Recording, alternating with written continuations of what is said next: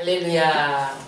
오늘 저는 고린도전서 13장 4절로 5절의 말씀을 본문으로 해서 참사랑 두 번째 시간으로 은혜를 나누겠습니다.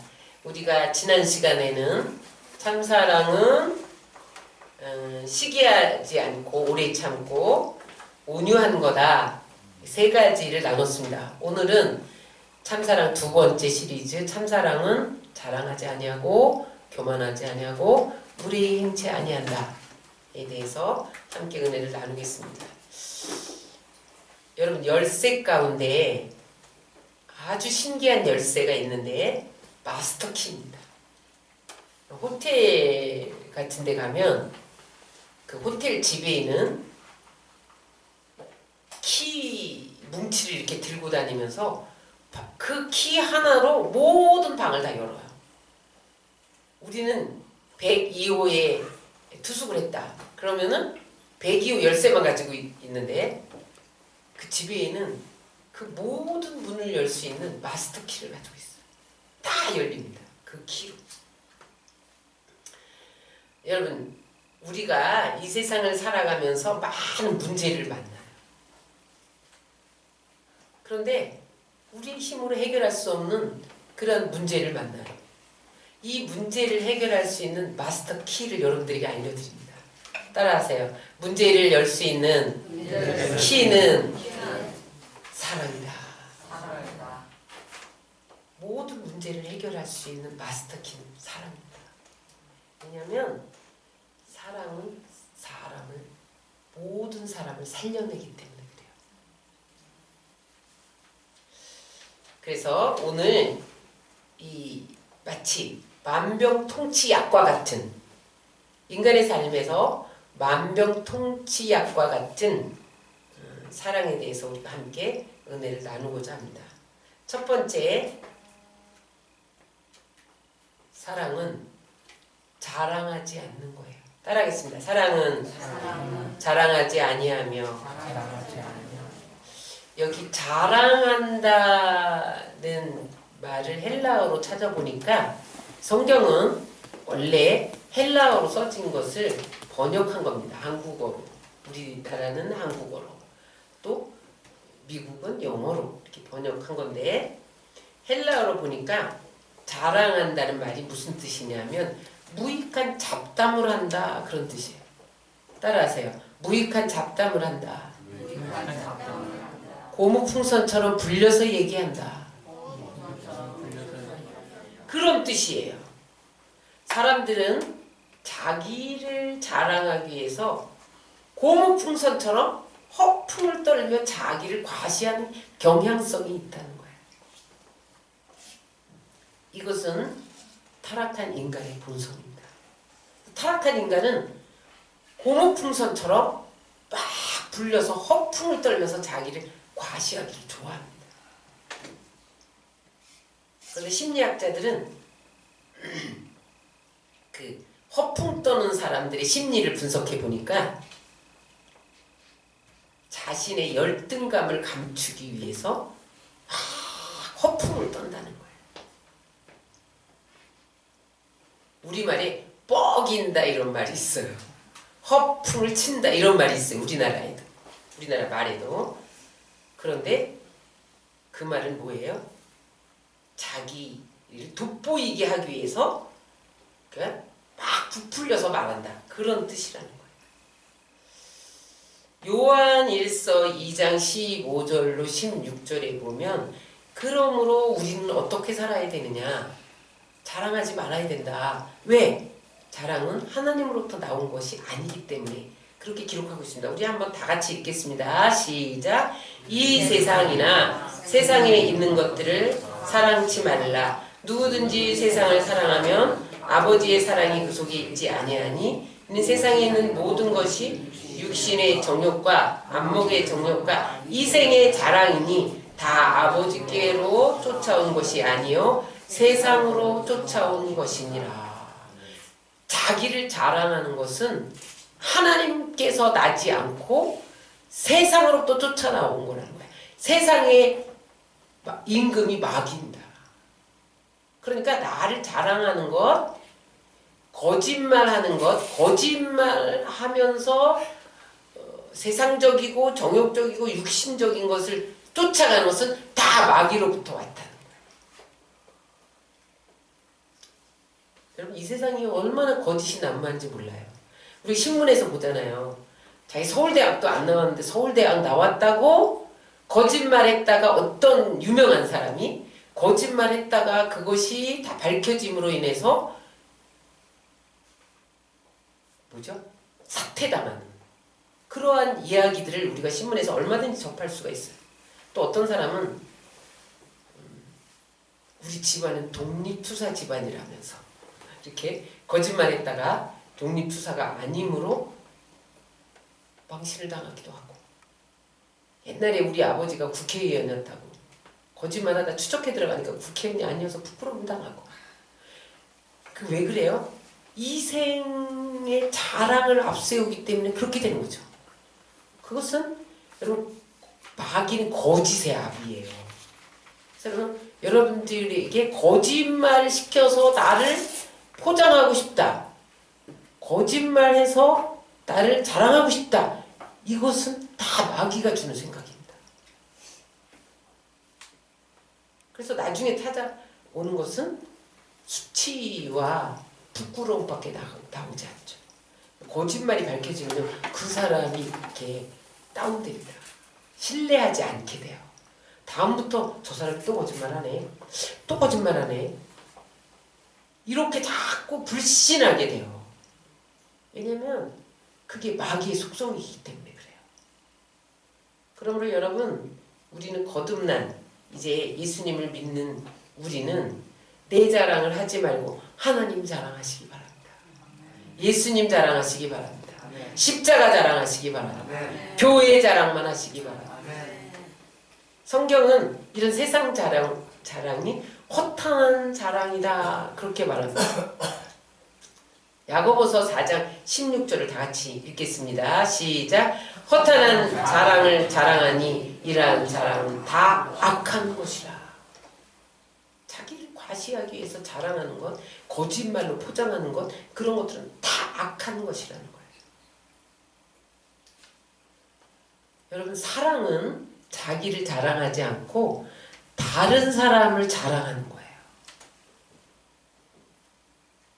따라서요. 사랑은 다른 사람을 자랑스럽게 여기는 거다. 그래서 사랑은요, 다른 상대방에게 명예를 줍니다. 하나님은 아브라함을 사랑하셨어요. 하나님은 이삭을 사랑하셨어요. 하나님은 야곱을 사랑하셨어요. 그러면서 얼마나 그들을 자랑스럽게 여겼는지 모르세요. 그래서 나는 아브라함의 하나님이야, 이삭의 하나님이야, 야곱의 하나님이야, 그러면서 그들을 자랑스럽게 여겼어요. 예수님은 베드로를 자랑스럽게 여겼어요. 그래서 가는 곳마다 수제자로 데리고 다녔어요.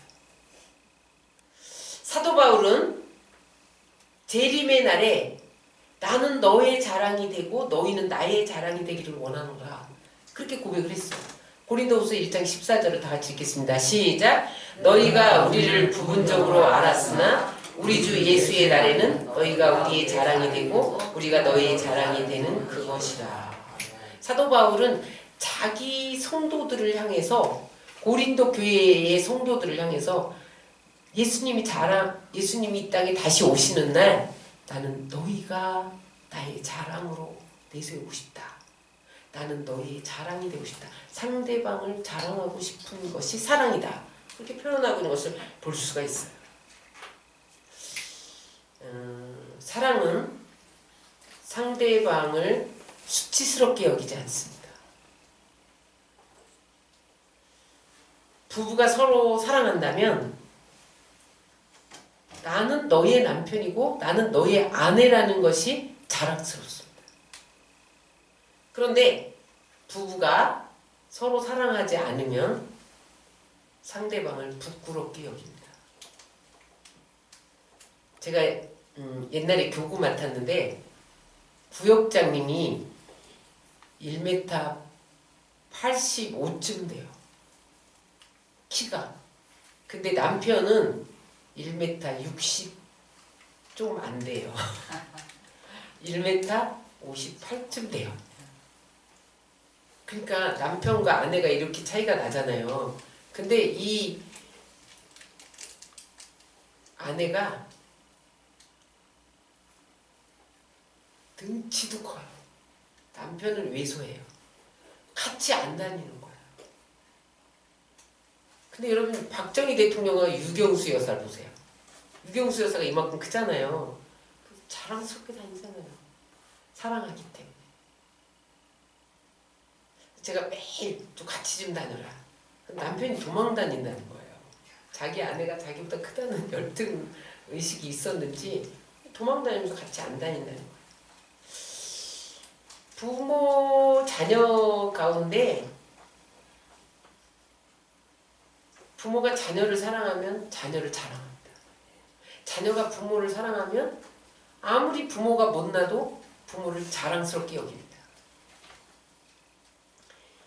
이무영이라는 사람이 이무영 소설가 아시죠? 제1과 제1장 이런 소설을 썼는데 거기 보면 이런 이야기가 나와요.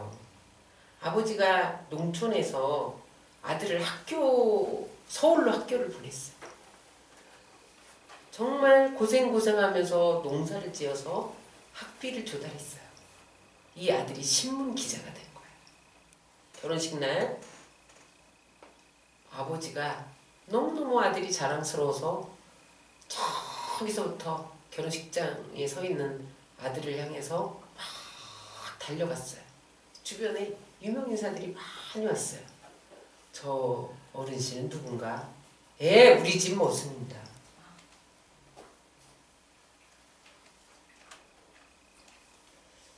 아버지의 가슴이 무너져 내립니다. 앞이 캄캄합니다. 무식한 농부일지라도 아버지를 사랑하면 아버지를 사람들 앞에서 자랑하는 거예요.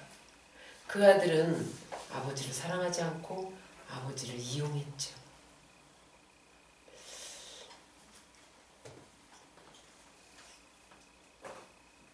여러분 지난 시간에 시기의 초점이 상대방에게 있다면 자랑의 초점은 자기 자신에게 있는 거예요. 그래서 시기는 뭐예요? 타인을 이렇게 깎아내리는 거잖아요. 타인의 업적을 수포로 돌리려고 끌어내리는 게 시기라면 자랑은 자기의 업적을 극대화시키는 거예요.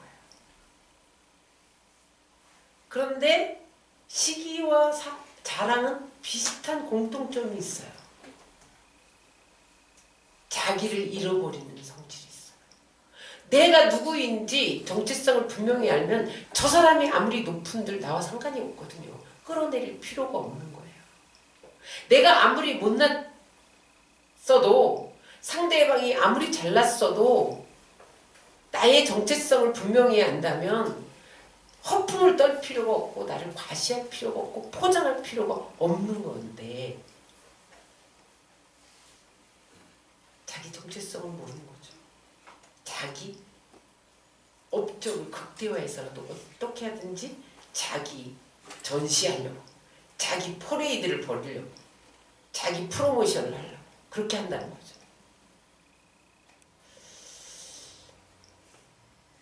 따라서 사랑은 자기를 선전하는 것보다 다른 사람의 고통과 어려움에 참여하는 자기 부인의 행동이다. 예를 들면 이거예요. 4명의 어린아이들이 풍선을 갖고 놀아요. 어떤 아이는 파란 풍선, 빨간 풍선, 하얀 풍선, 노란 풍선 그렇게 갖고 놀다가 빨간 풍선을 가진 아이가 풍선을 터뜨리고 막 울기 시작했어요. 그랬더니 옆에 노란 풍선, 파란 풍선, 하얀 풍선을 갖고 놀던 아이들이 자기 풍선을 다 터뜨리는 거예요. 내가 너의 아픔에 동참한다. 그랬더니 맨 처음에 빨간 풍선을 터뜨렸던 아이의 입에서 미소가 번졌어요. 그때 한 아이만 풍선을 안 터뜨리고 그것을 하늘을 향하여 날렸어요. 그랬더니 나머지 아이들이 박수를 치면서 함께 기뻐했어요.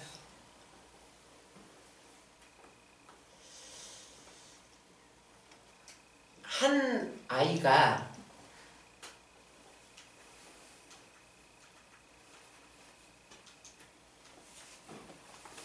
백혈병에 걸렸습니다.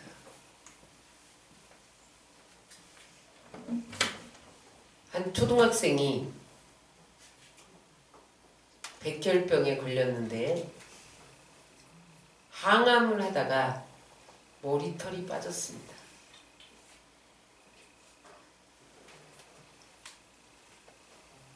얘가 대머리가 돼서 부끄러울까봐 학급 친구들이 모두 다 머리를 빡빡 깎았습니다.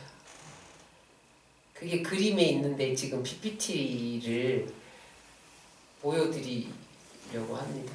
이게 지금 작동이 안 돼. 더 넘겨주세요. 자, 보세요. 저기 아이들이 머리를 빡빡 밀고 있는 장면입니다. 우리 친구가 암 걸려서 고통 가운데 있는데 우리도 다 같이 고통에 참여하자. 그게 모두 다 머리를 미는 거예요. 미국에는 저런 일이 흔합니다. 옛날에 전 조지 부시 대통령 경호원 아들이 암에 걸렸어요. 항암 치료하면 머리가 다 빠지잖아요. 조지 부시 대통령이 머리를 밀었어요. 그 아이에게 위로를 주려고. 이쪽은 축구 선수들이 머리를 밀은 거예요. 자기 친구가 암에 걸렸어요. 축구 선수 중에서 한 사람이. 그랬더니 항암하다 머리가 빠져서 부끄러워할까봐 온 선수들이 다 머리를 밀은 거예요. 그 장면이 지금 화면에 나오고 있습니다.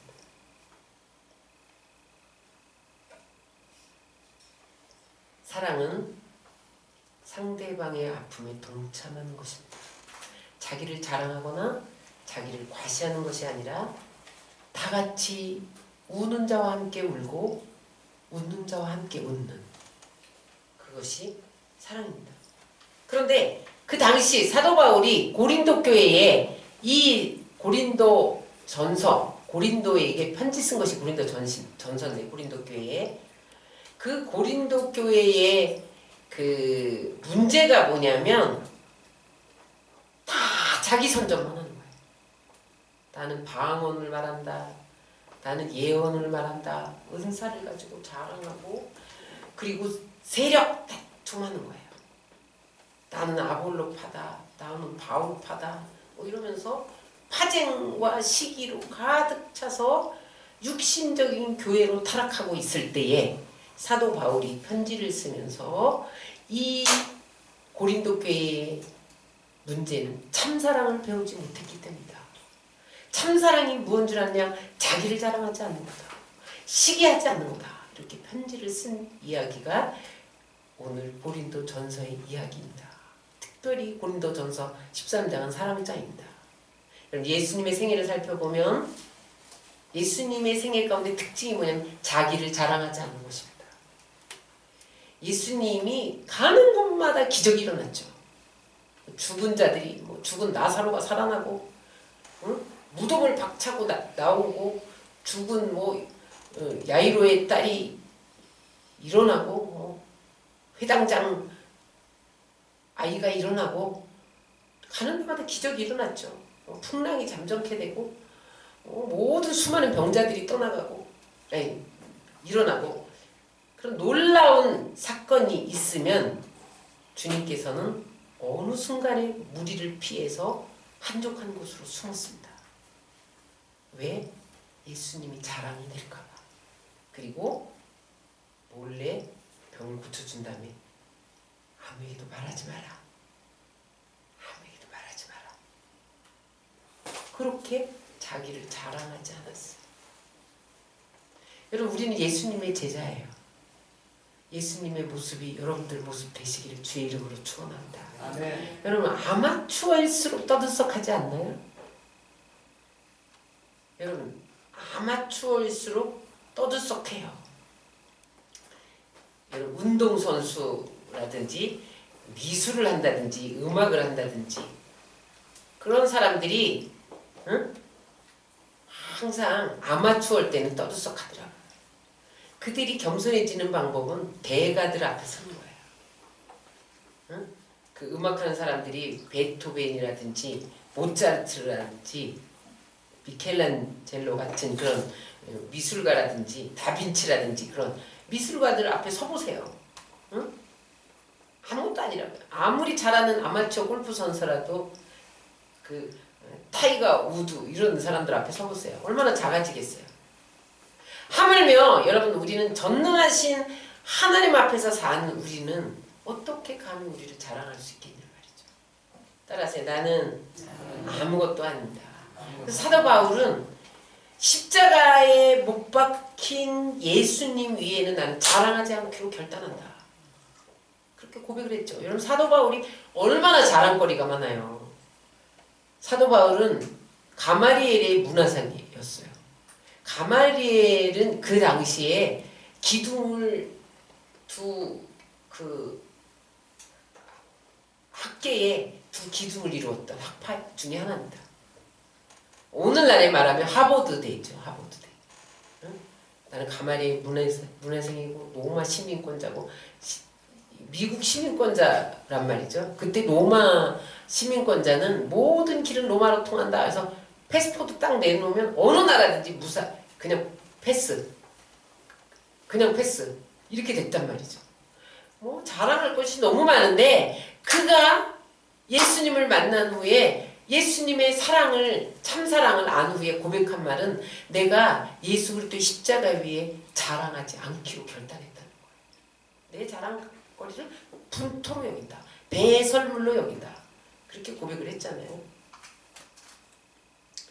여러분 우리는 주 안에서 주님만 자랑하시기를 주의 이름으로 축원합니다. 두 번째 사랑은 교만하지 않는 것입니다. 따라하세요. 사랑은 교만하지 아니하며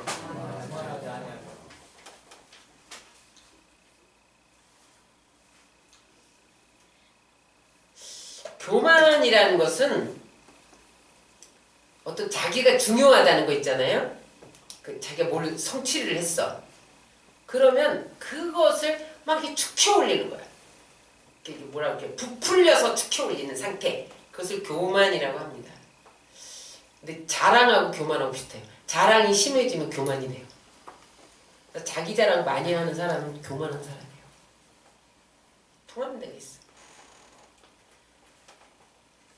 우리는 하나님의 피조물이에요. 근데 교만은 뭐냐면 내가 피조물이라는 것을 망각하고 내가 능력이 있다라고 과시하려는 마음.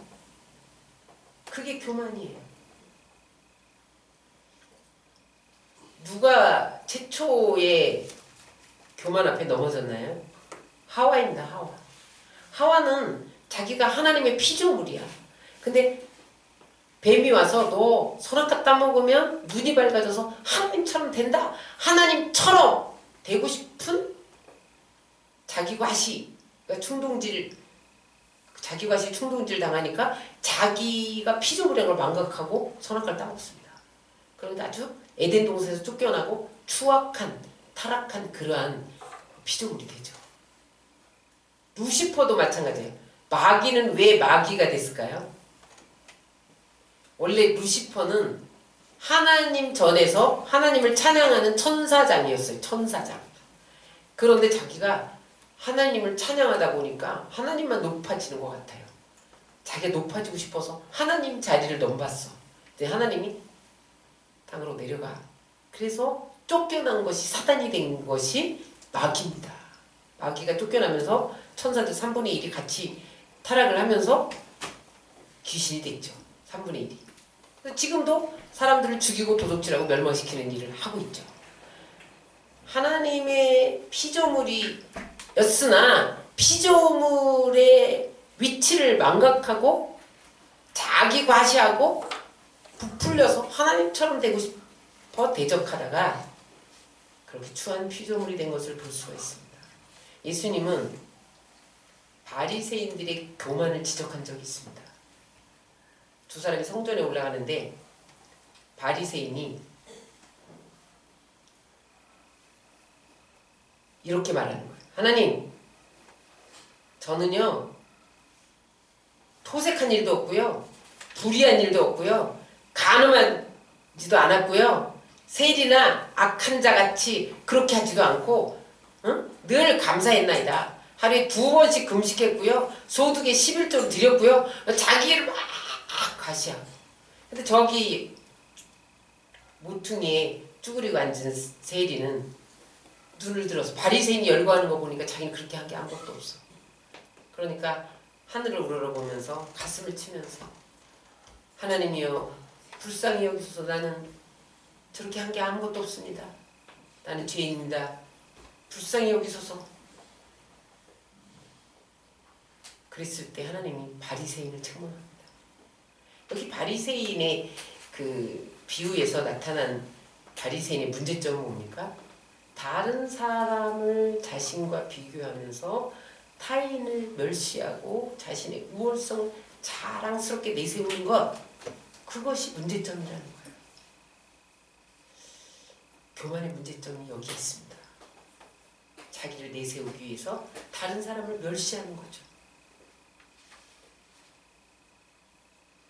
나보다 못한 사람을 경멸하는 마음이 교만이고, 하나님을 멸시하는 것이, 경멸하는 것이 교만입니다. 아니, 언제 하나님은 하나님의 형상이 들어있는 사람을 멸시하고 경멸하는 것은 하나님을 멸시하는 거예요.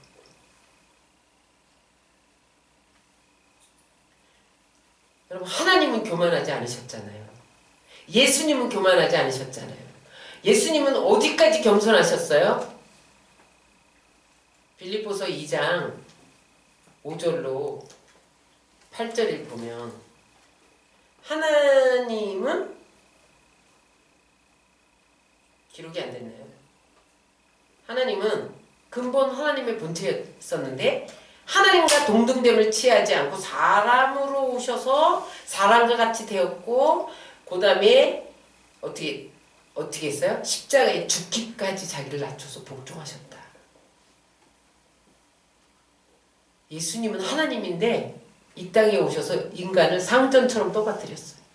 그 제자들을 발을 씻기고 식사 대접을 하고 섬기시고, 식사 대접을 섬기시고.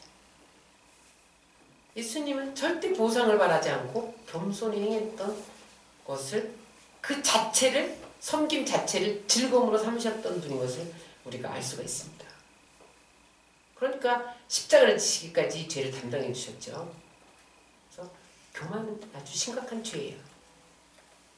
교만의 시작은 마귀인 것을 기억하고 여러분, 마귀를 대적하시기를 주의 이름으로 축원합니다. 성경은 교만에 대해서 경고합니다. 잠언서 8장 13절 다 같이 읽겠습니다. 시작. 여호와를 경외하는 것은 악을 미워하는 것이라. 나는 교만과 거만과 악한 행실과 패악한 입을 미워하느니라. 잠언서 16장 5절 시작. 무릇 마음이 교만한 자를 여호와께서 미워하시나니 피차 손을 잡을지라도 벌을 면치 못하리라. 교만한 자를 하나님이 미워하셔서 자기네끼리 잘해보자 이렇게 손을 잡는다 할지라도 하나님이 벌을 내리시겠다. 잠언서 16장 18절 시작. 교만은 패망의 선봉이요 거만한 마음은 넘어짐의 앞잡이니라. 다시 한번 시작. 교만은 패망의 선방이요 거만한 마음은 넘어짐의 앞잡이니라. 다시 한번 잠언서 21장 24절 시작. 무례하고 교만한 자를 이름하여 망령된 자라 하나니 이는 넘치는 교만으로 행함이라. 그래서 행동으로 교만하지 말아야 돼요. 시편 15편 4절로 7절 행동으로 교만하지 말아야 함을 이렇게 경고하고 계십니다. 시작. 내가 오만한 자더러 오만히 행하지 말라 하며 행악자더러 뿔을 들지 말라 하였느니 너희 뿔을 높이 들지 말며 교만한 목으로 말하지 말지어다. 제자 높이는 일이 동에서나 서에서 말미암지 아니하며 남에서도 말미암지 아니하고 오직 재판장이신 하나님이 이를 낮추고 저를 높이십니다. 사람들은 자기가 높아지려고 교만하게 행동을 한다는 거예요. 그러나 하나님이 낮추시고 높이시지 내가 아무리 나를 높이려고 한데 높아지지 않는다는 거예요. 여러분, 하나님이 높이시는 사람은 겸손한 자이십니다. 여러분, 겸손이 나를 낮추면 하나님이 때가 되면 높이십니다. 여러분, 높이시는 그 역사를 체험하시기까지 겸손하시길 주의 이름으로 축원합니다. 근대 선교사의 아버지인 윌리엄 캐리 선교사님이 있어요. 이분은요,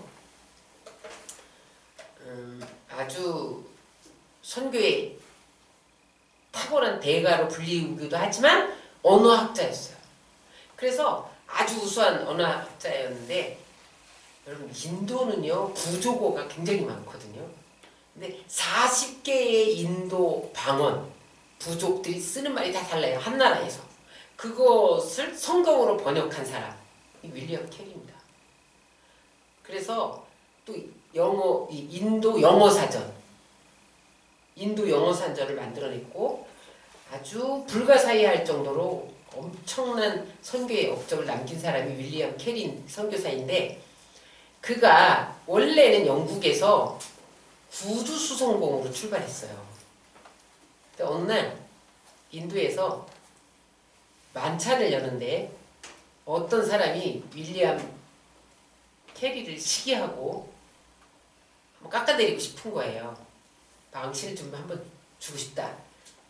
사람들이 막 모였는데 만찬석에서 어떤 사람이 손가락질을 탁 하면서 캐리를 향하여서 뭐라고 했냐면, 캐리씨, 당신은 옛날에 구두 짓는 사람이었다면서요? 그럼 이제 캐리가 부끄러워할 줄 알았잖아요. 망신당할 줄 알았는데 그가 뭐라고 말하냐면, 아닙니다 선생님, 저는 구두 짓는 사람이 아니라 구두를 수선하는 수선공이었습니다. 더 낫다는 거예요. 대가는 겸손합니다. 서양 속담에도 보면 빈수레가 큰 소리를 낸다. 수레에 가득 물건을 싣고 가면 수레가 소리가 안 나요. 대가는 속이 찼기 때문에 떠들지 않습니다. 깊은 물은 소리 없이 흐른다. 이런 속담이 있어요. 여러분, 깊은 계곡에 보세요. 소리 없이 흘러요. 근데 시냇물이 쫄쫄쫄쫄쫄 얕은 물은 그렇게 흘러요.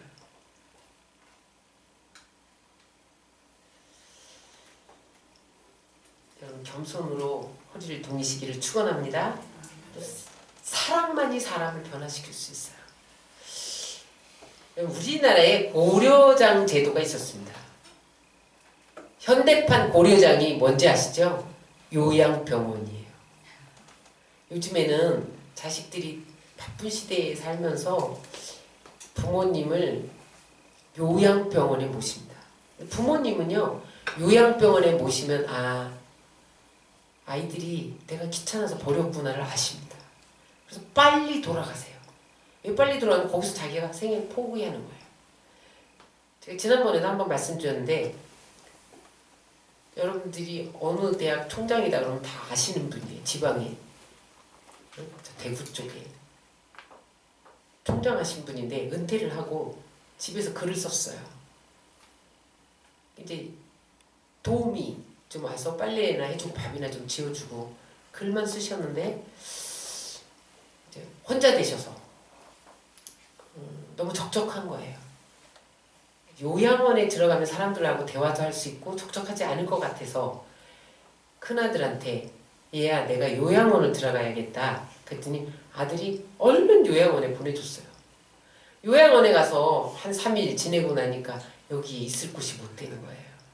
그래서 아들아, 내가 다시 너희 집으로 들어가야겠다. 나 혼자 사는 건 너무 적적하고 너희 집으로 들어가야겠다 그랬더니 아들이, 아버지 1년치 냈는데요. 요양원비 1년은 채우셔야죠. 아버지가 충격을 받은 거예요. 얘가 나를 받아들이기가 싫구나. 그래서 딸에게 전화를 했어요. 딸아, 여긴 내가 머물 곳이 안 된다. 내가 너의 집에 좀 가야 되겠다. 그랬더니 딸이 아버지 1년치 오빠가 냈다는데요. 그거 채우고 오셔야죠. 그랬어요. 장례가 났어요. 갑자기 아버지가 돌아가셨다고 부고가 온 거예요. 예수 잘 믿는 장로 권사 집안이거든요. 근데 아버지가 곡기를 끊으셨다는 거. 그 이후로 밥을 안 먹고 죽기로 작정한 거예요. 그래서 그냥 돌아가신 건데 자살이나 마찬가지죠. 자기 스스로 목숨 안 걸고 굶은 거야. 그래서 그냥 돌아가셨대. 옛날에 고려장 지낼 때 이런 얘기가 있었어요. 아들이 이제 어머니랑 농부와 함께 살았어요. 어느 날 아들이 먹을 것이 없으니까 이제 어머니를 그만 고려장을 지내겠다. 그리고 어머니한테 한 말도 안 하고 아무 말도 안 하고 어머니가 잘 못 걸으니까 업고 등에다 업고 어머니 저랑 어디 산에 가서 놀다 오자고 그러면서 업고 가는 거예요. 대낮에 어머니를 산속에 버릴 수 없으니까 해가 뉘어 지고 있는데 아들이 어머니를 업고 산속을 향하여 걷는 거예요. 한참 산을 넘다 보니까 어머니가 계속 나무를 꺾어서 뿌리는 거예요. 나뭇가지를 꺾어서 뿌리고 나뭇가지를 꺾어서 뿌리고 아들이 이상해서 어머니 왜 나뭇가지를 꺾으세요? 그랬더니 아들아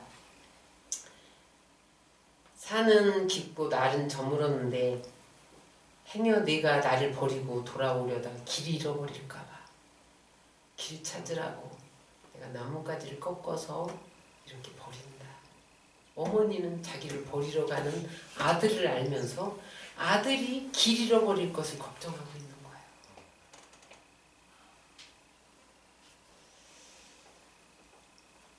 그래서 나중에 아들이 자기 잘못을 뉘우치고 어머니를 다시 집으로 모시고 왔다는 이야기가 있습니다.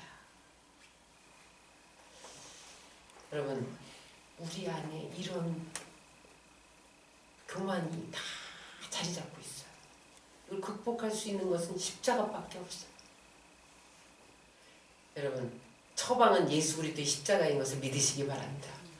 우리 안에 아담과 하와로부터 물려받은 교만의 그 뿌리가 있어요. 그래서 조금만 무슨 일이 있으면 의시되고 과시하고 허풍을 떨고 뻐기고 그래요. 십자가로 나오시기 바랍니다. 그래서 거기에서 우리의 모든 추한 죄를 짊어지시고 몸부림치며 신음하시며 피 흘리시며 우리를 살리신 하나님 아들을 보면서 겸손으로 허리를 동이시기를 축원합니다. 마지막으로 사랑은 무례히 행치 않는 것입니다. 따라하세요. 사랑은 무례히 행치 아니하며 영어로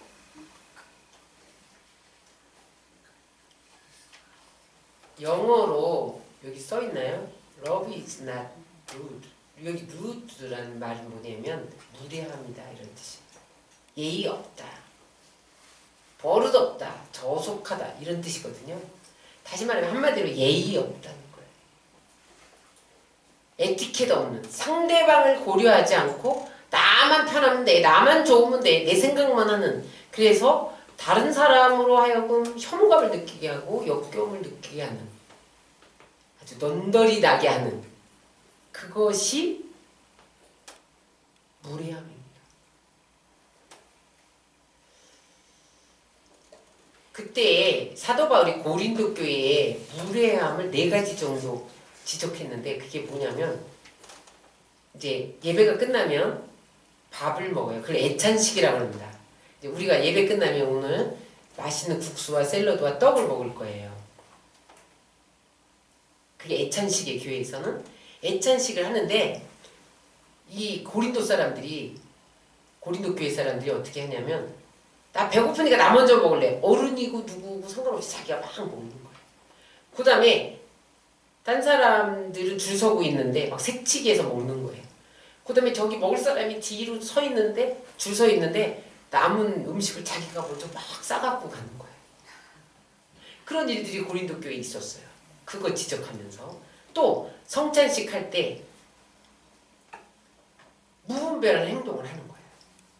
또 하나는 여인들의 문제였는데 이 이제 복음으로 자유를 누리다 보니까 여건이 신장이 되잖아요. 그러니까 그때는 고요하게 머리에 쓰던 수건을 이렇게 쓰고 예배를 드렸는데 수건을 벗어던지고 권위에 막 저항하는 거예요. 응? 순복하지 않고. 그 다음에 자기 방언의 은사 받았다면서 막 예배 시간에도 자기 혼자 설교도 안 듣고 샬라 샬라 샬라 막 그리고 방언하기. 그런 무질서한 것을 보면서 무례히 행하지 않는 거다. 또 하나 영어에서 예절이라는 말이 내가 기록을 안 했는데 예절이라는 말이 저기 기록했다. 저기 보면 영어에 보면 코티어스예요. 예절이라는 다른 영어 코티어스인데 코트라는 말은 궁중에서 왕자의 예절을 지키는 말. 왕자도 궁중에서 예의를 지켜야 돼. 내가 왕의 아들인데 아무렇게나 막 먹고 막 이러면 되지. 그게 아니란 말이야. 왕자도 왕궁에서 예의를 지키는 것이 코티였습니다. 여러분 우리는 하나님 나라 왕자 공주인 것을 믿으시기 바랍니다. 우리는 왕같은 제사장들이에요. 응? 그리스도의 대사예요. 하늘나라의 시민이에요. 여러분 예의 차려야 돼요. 응? 복음에 합당한 예의가 있습니다. 사람과의 예의가 있어요. 지난 시간에도 말씀드렸어요. 사람은 곧 관계예요. 우리는 혼자 살잖아요. 윗사람이 있고 아랫사람이 있고 선배가 있고 후배가 있고 어른이 있고 젊은이가 있고 그래요. 그래서 여러분 예의를 차려야 돼요. 아랫사람은 윗사람에게, 후배는 선배에게, 젊은이는 어른에게.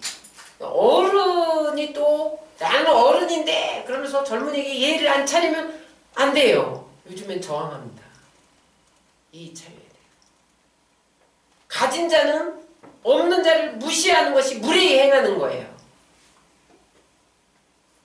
조그만 사업을 하면서도 한 두서너 명 고용인을 가졌다고 해서 자기가 사장이라고 고용인을 무시하는 것은 무례히 행하는 거예요.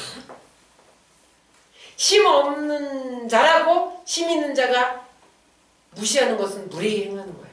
권력을 쥐었다고 약한 자를 함부로 대하는 것은 무례히 행하는 거예요. 그건 사랑이 아닌 거예요. 사랑은 뭐냐? 있는 자는 없는 자와 나누는 거예요. 강한 자는 약한 자를 돌보는 거예요. 강한 자는 약자의 약점을 감당해 주는 거예요. 따라하세요. 즐거워하는 자와 함께 즐거워하고 우는 자와 함께 울라. 예수님이 그러셨잖아요. 예수님이 소외되고 억압받고 핍박받는 자들의 친구가 되어주셨잖아요.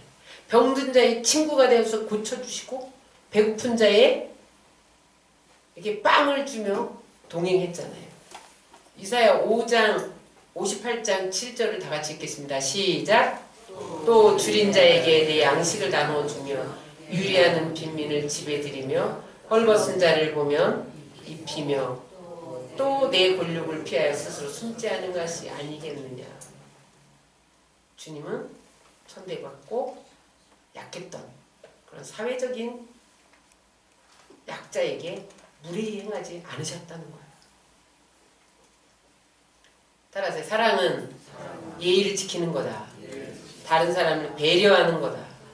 그래서 여러분 주일날 왜 이렇게 깨끗한 옷을 입고 예배를 와야 되느냐? 이건 타인을 배려하는 거예요. 상대방을 높여주는 거예요. 아니 아무렇게나 하고 가면 어때?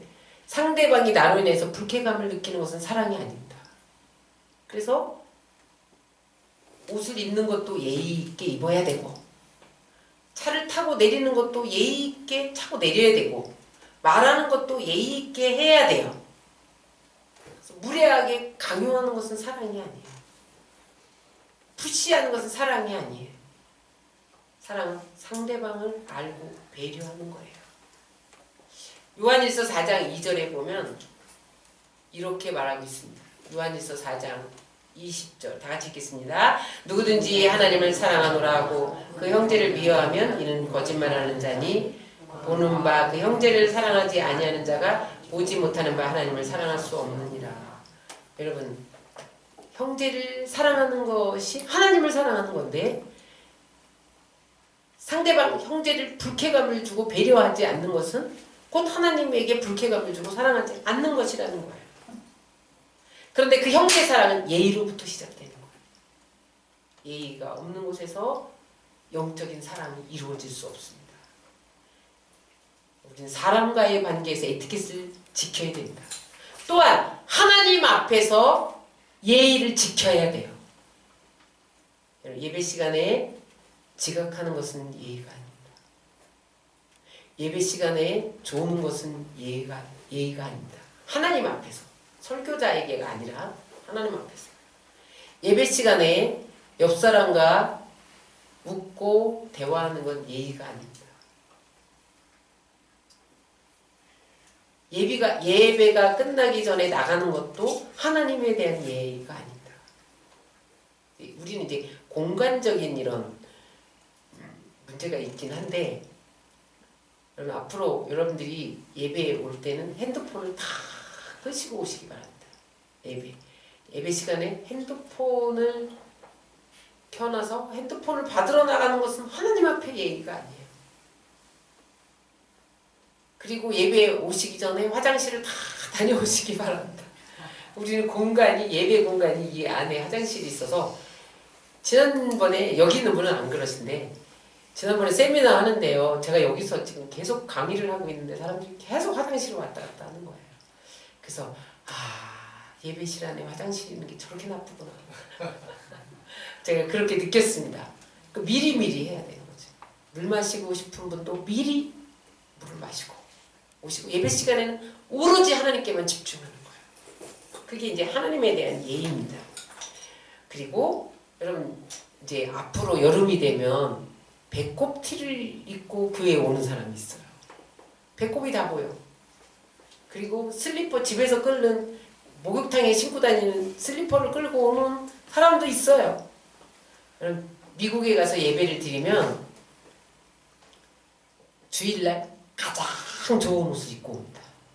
그래서 온 가족이, 이제 우리나라는 교회 학교 따로 이렇게 예배를 드리는데 미국은 그렇지 않아요. 온 가족이 딱 그 자리에 쭉 아이, 며느리, 손자 쫙 앉아요. 다 예배 드리고 그 다음에 분방 공부로 가는 거지, 대예배 다 드리는데요. 전 너무 놀랐어요. 모자까지 정장 다 하고 화장도 아주 예쁘게, 결혼식 가는 옷이 아니라 그보다 가장 좋은 옷은 주일날 입어요. 여러분, 비싼 옷 입으라는 게 아니라 깨끗하게. 여러분, 외국 사람들 비싼 옷 안 입잖아요. 아주 깨끗하게 하나님께 예의를 갖추는, 그걸 하나님이 기쁘게 받으세요. 네가 나한테 잘 보이기를 원하는구나, 잘 봐줄게, 그러신단 말이에요. 여러분, 누구 사람 만나러 가는데 머리 풀어서 한발을 하고 화장도 안 하고 끔 씹으면서 나가면 불쾌해요. 나 만나러 오는 사람이 그 사람 난 만나고 싶지 않아요. 하나님도 그러세요. 말씀 정리합니다. 따라서 사랑은 자랑하지 않습니다. 부풀려서 자기를 과시하지 않습니다. 따라서 사랑은 교만하지 않습니다. 겸손합니다. 따라서 사랑은 무례히 행치 않습니다. 예의를 지킵니다. 그래서 여러분들 속에서 하나님의 사랑으로 충만하고 이 사랑으로 세상을 변화시키고 여러분들에게 그 사랑으로 인해서 부어지는 하나님의 사랑이 넘치시기를 주의 이름으로 축원합니다.